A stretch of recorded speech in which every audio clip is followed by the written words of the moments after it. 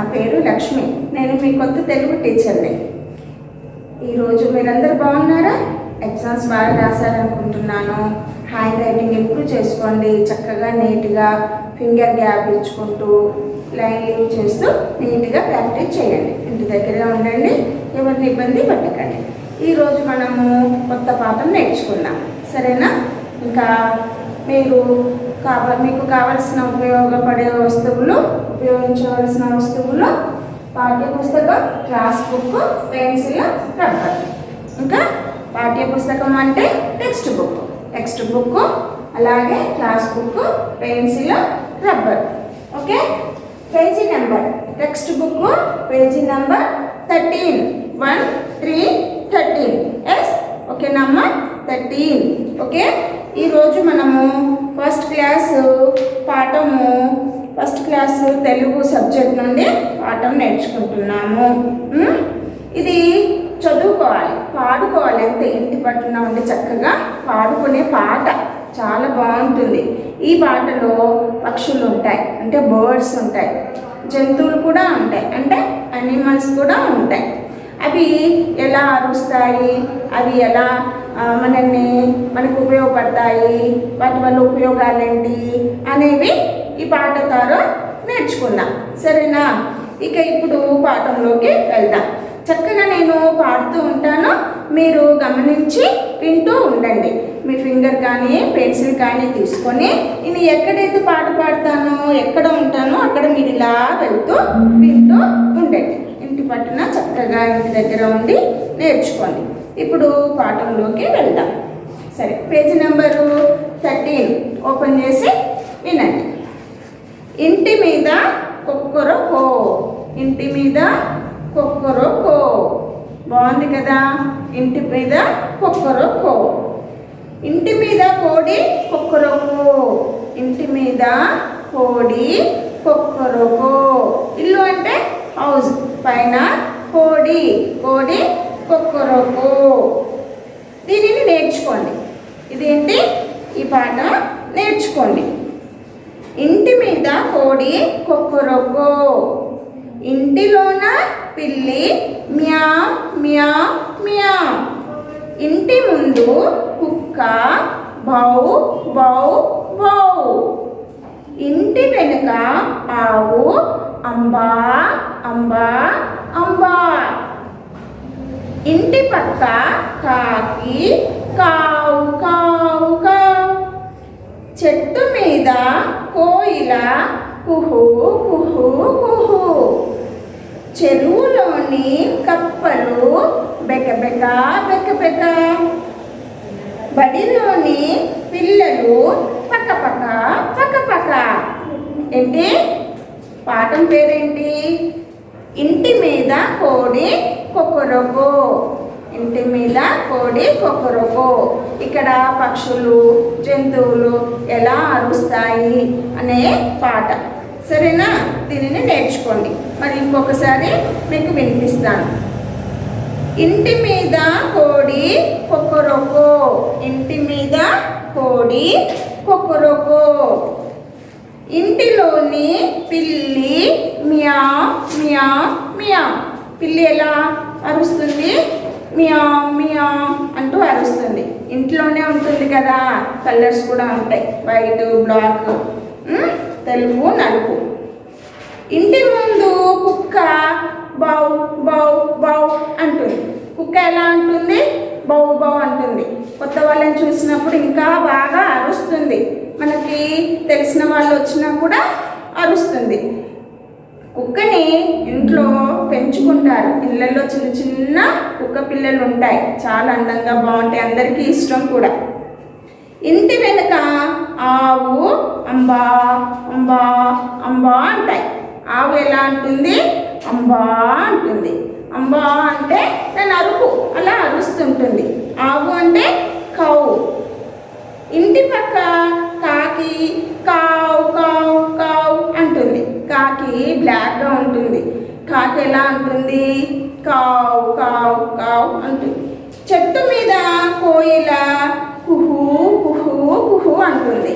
చెట్టు మీద కోయిల కుహు కుహు అంటుంది. మనము ఉదయాన్నే లేచి బయటికి వస్తే చెట్ల పైన ఉన్న కోయిలలు కుహు కుహు అంటాయి. మనం కూడా కుహు కుహు అనగానే అవి కూడా అలాగే అరుస్తూ ఉంటాయి, కూస్తూ ఉంటాయి. కోయిల కూత అంటారు. ఎలా కుహు కుహు అంటాయి. చెరువులోని కప్పలు బెక్కబెక్క బెక్కబెక్క. చెరువులో కప్పలు ఉంటాయి. అవి ఎలా ఉంటాయి? బెక్కబెక్క బెక్కబెక్క బెక్కబెక్క అంటాయి. బడిలోని పిల్లలు పక్కపక్క పక్కపక్క అంటారు. ఎలా అంటారు? పక్కపక్క పక్కపక్క. పక్కపక్క అంటే నవ్వులు, ఆహా నవ్వుతారు కదా, దాన్ని పక్కపక్క నవ్వులు అంటారు. ఇలా ఒక్కొక్క జంతువు, ఒక్కొక్క పక్షి దాన్ని అరవడము ఎలా ఉంటుందో ఈ పాటలో మనకి ఈ పాట ద్వారా మనం నేర్చుకున్నాం. సరేనా? మీరు కూడా ఈ పక్షులని, ఈ జంతువులని చూస్తూ మీరు కూడా అప్పుడప్పుడు అలా అరుస్తూ ఉండండి. ఇంట్లో అల్లరి బాగుంటుంది. అమ్మ నాన్న చెప్పినట్టు చక్కగా వినండి. మీరు కూడా మిమిక్రీ అంటారు. మిమిక్రీ అంటే వింటూ చేసేది. అలా దీన్ని కూడా మీరు ఇంట్లో అలా చేయండి. సరేనా? సరే, మనము ఈ పాట ఇంకొకసారి మీకోసం పాడి వినిపిస్తాం. ఇంటి మీద కోడి కొక్కరొకో. దీనిని నేర్చుకోండి అంతే.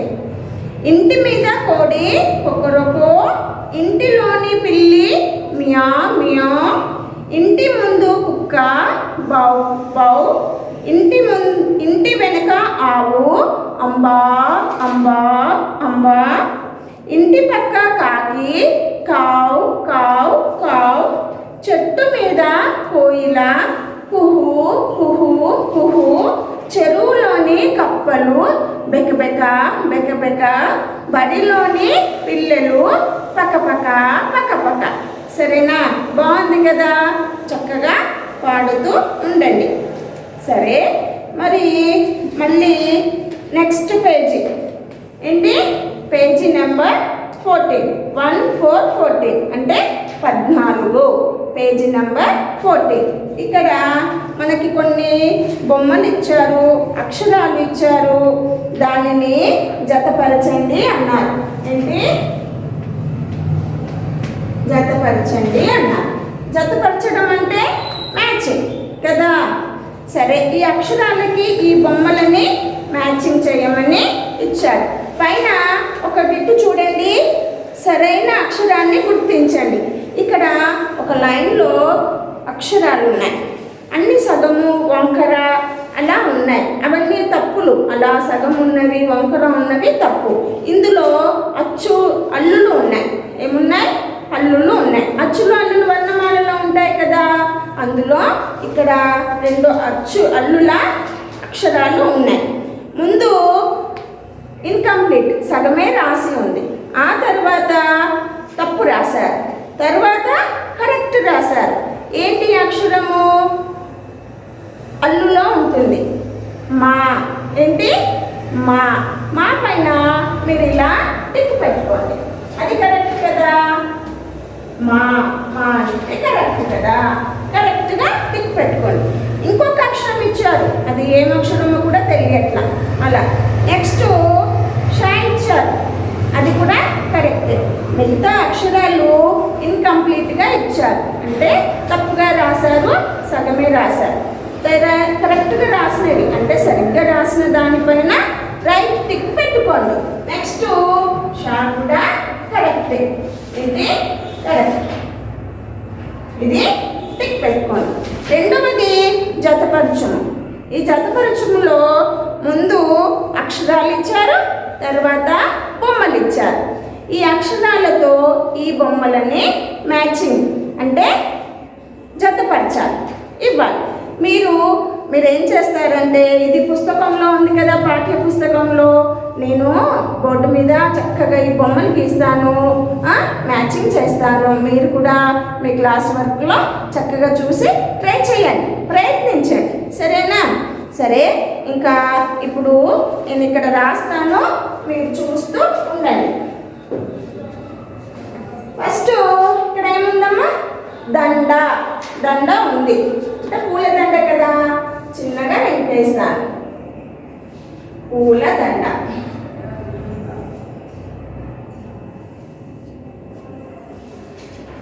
ఏంటిది? పూలదండ. మీరు కూడా ప్రయత్నం చేయండి.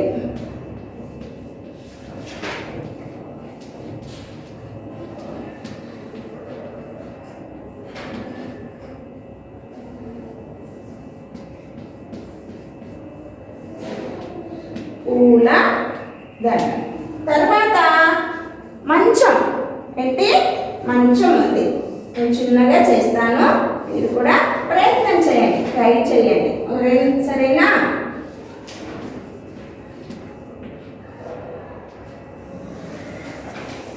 ప్రయత్నం చేయండి. ఇదేంటి? మంచం.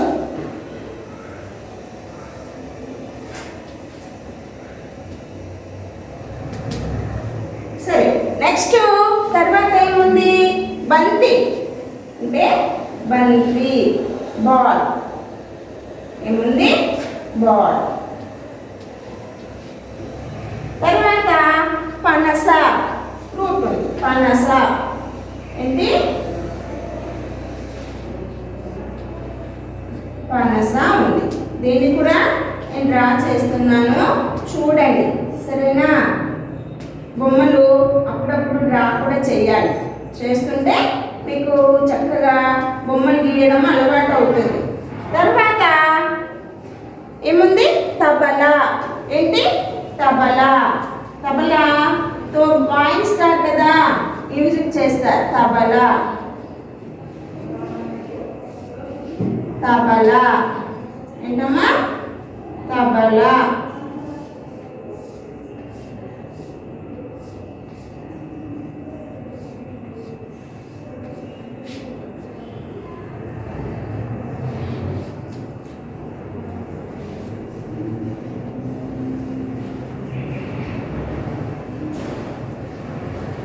ఏంటిది? తబలా. మ్యాచింగ్ చేస్తున్నాం మనం. నేను కొన్ని బొమ్మలు తీస్తున్నాను, ఇప్పుడు మీకు చూపిస్తాను, మీరు కూడా క్లాస్ బుక్లో చెయ్యండి. తబలా. సరే, నేను ఇక్కడ అక్షరాలను రాస్తాను, దీన్ని మనము జతపరుస్తాము. మొదటిది దండ. అంటే మనం మ్యాచింగ్ కదా, మనం ఇక్కడ తా ఉంది, బాగుంది, బాగుంది, మా ఉంది, తర్వాత దా కూడా ఉంది. ఏంటి? దా ఉంది. ఇప్పుడు నేను మీకు చెప్పుతూ నేను మ్యాచింగ్ చేస్తాను, మీరు కూడా మీ క్లాస్ బుక్లో ఇలాగే చెయ్యండి. సరేనా? తా అంటే తబలా. తబలా. మరి నెక్స్ట్ అక్షరం ఏంటి? బా. బా అంటే బంతి. ఏంటి? బంతి. ఎక్కడుంది? ఇక్కడ ఉంది బంతి. మరి తర్వాత అక్షరం ఏముంది? ఇక్కడ పా ఉంది. పా అంటే పండు. ఏంటి? పా అంటే పండు. పండు అంటే ఫ్రూట్. ఏంటి? ఫ్రూట్. ఏదైనా కావచ్చు కదా.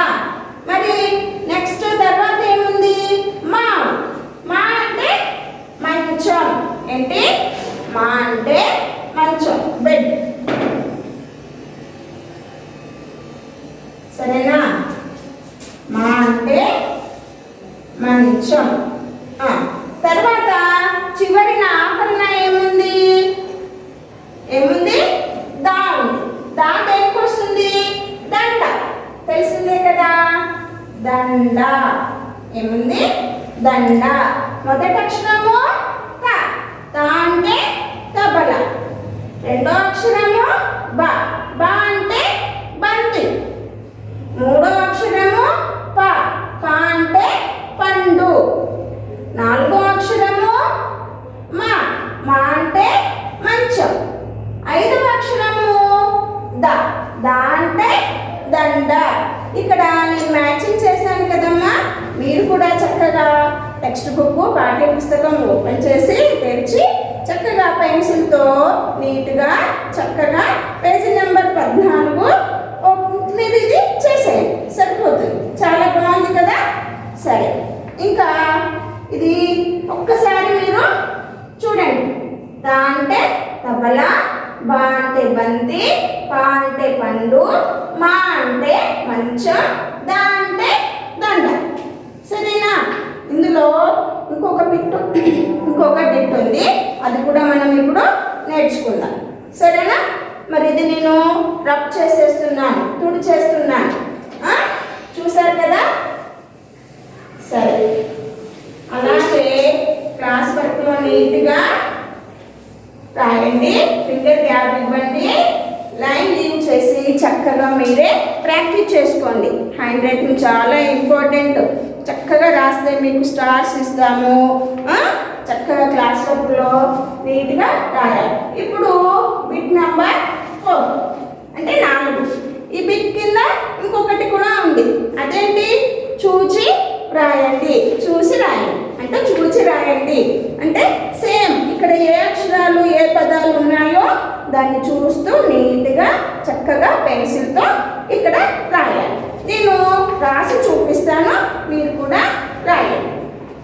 మొదటిది తక్షణము. చూసి రాయండి. ఇవన్నీ అక్షరమాలలో మాత్రమే ఉంటాయి, ఎక్కడా ఉండవు. మీరు అక్షరమాల నేర్చుకున్నారు కదా, అంతే. దాన్ని చూసి రాయండి. రెండవది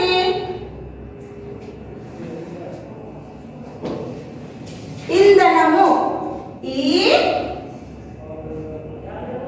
0 ధ అక్షరమాలలో ఉంది కదా, హల్లులలో ద నా ము, నాకు 0 పెడితే నమ్ము. ఇంధనము. మీకు ఇవన్నీ నెక్స్ట్ మీకు గుణింతపు గుర్తులు వస్తాయి, గుణింతాలు వస్తాయి. అప్పుడు ఇవి గుణింతపు గుర్తుల్లో గుణింతాలలో వచ్చే అక్షరాలు. ఇవి చూసి మీరు రాయండి. మూడవది ఔషధము. ఔషధము ఏంటి? ఔషధము అంటే మెడిసిన్, ఇంగ్లీష్లో మెడిసిన్ అంటారు. ఔషధము. సరేనా? ఇవన్నీ వర్ణమాలలో ఉండే అక్షరాలే. ఈ అక్షరాలను చూసి చదువుతూ నీట్గా ఇక్కడ లైన్స్ ఇచ్చారు కదా, ఆ లైన్ పైన చక్కగా రాయండి. మిగతాది సారీ, ఇది 3rd బిట్, ఇది 4th బిట్. నెక్స్ట్ చదవడమే, ఏమీ లేదు, చూసి చదవడం, రీడింగ్ చేయండి. చదవడం, చదవండి ఏంటి? రీడింగ్ మాత్రమే, చదవడం. ఏమున్నాయి? ఇవన్నీ వర్ణమాలలో ఉండే అక్షరాలే. ఏమున్నాయి? 4th వన్ ఏంటి? చదవండి. కలం, కలం, కలం, బలం, హలం, జలం, తలం, చలం, అరక, పరక, బరక, మరక, తరక. ఏంటి? చదువుతుంటే బాగుంది కదా, చాలా బాగుంది, చదవండి. కలం, బలం, హలం, జలం, తలం, చలం, అరక, పరక, బరక, మరక, తరక. మనం రోజు ఈ పదాలను వాడుతూనే ఉంటాం అప్పుడప్పుడు. అరక, పరక, బరక. మరక అంటే మరకలు అవుతుంటాయి కదా, దాన్ని మరక అంటారు. మనం అప్పుడప్పుడు వాడుతూనే ఉంటాం ఈ పదాలని. మీరు కూడా చక్కగా ట్రై చేయండి. కలం, కలం అలా ట్రై చేయండి. పెద్దవాళ్ళని అడిగి నేర్చుకోండి, అమ్మ నాన్నని కానీ. ఇంకా సరే, మరి ఈ రోజుకి మనము పేజ్ నెంబర్ 13 అట్లాగే 14 కూడా నేర్చుకున్నాం.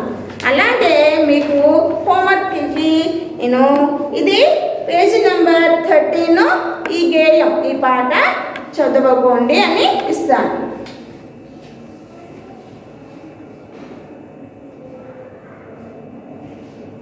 Read page number 13. ఏంటమ్మా? Page number 13. Read page number 13. 13. సరేనా? ఇంటి దగ్గర ఇది చక్కగా నేర్చుకోండి. ఓకే, సరే అమ్మా, జాగ్రత్త.